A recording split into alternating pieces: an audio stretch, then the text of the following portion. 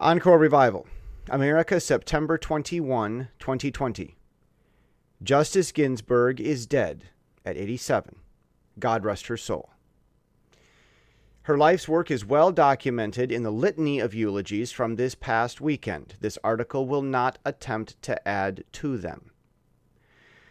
Whenever a seat opens on the Supreme Court, the nation enters the same debate with the same platitudes.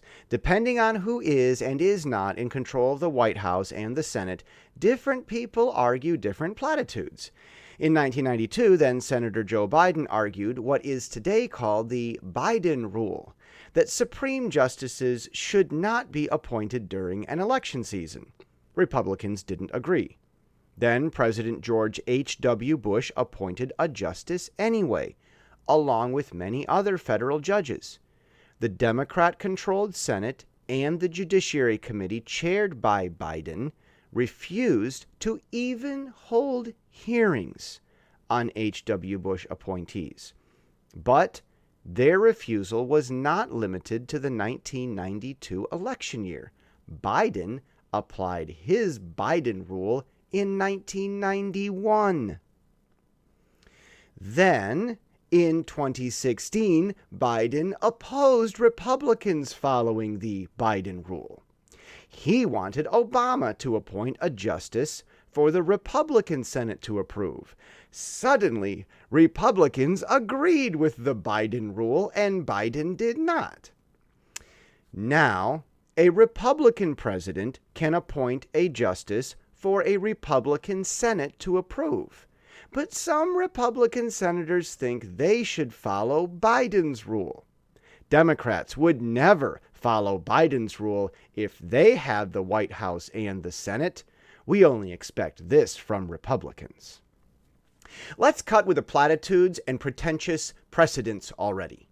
Politicians choose judges because they can.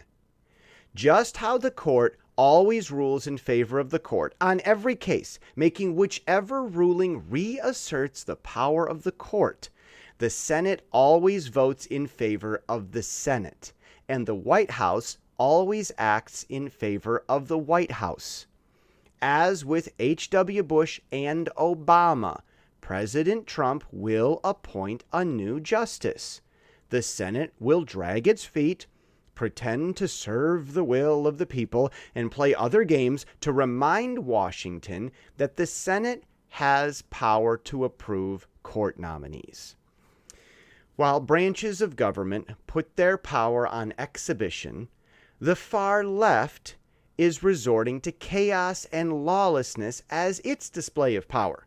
That will only embolden the right to vote in more Republicans, who will be all too glad to give Trump and his successors the very power he hasn't used, which the left nonetheless fears he will.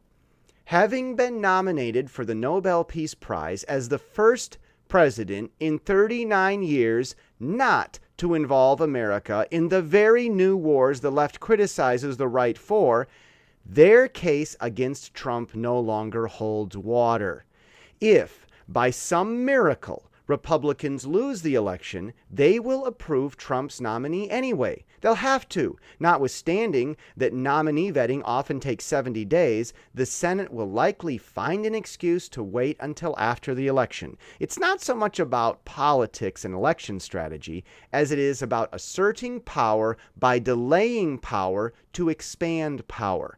Expect a Republican-appointed justice by December, no matter what political smoke blows in the meanwhile.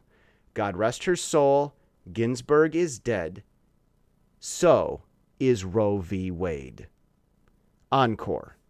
Revival has returned to America.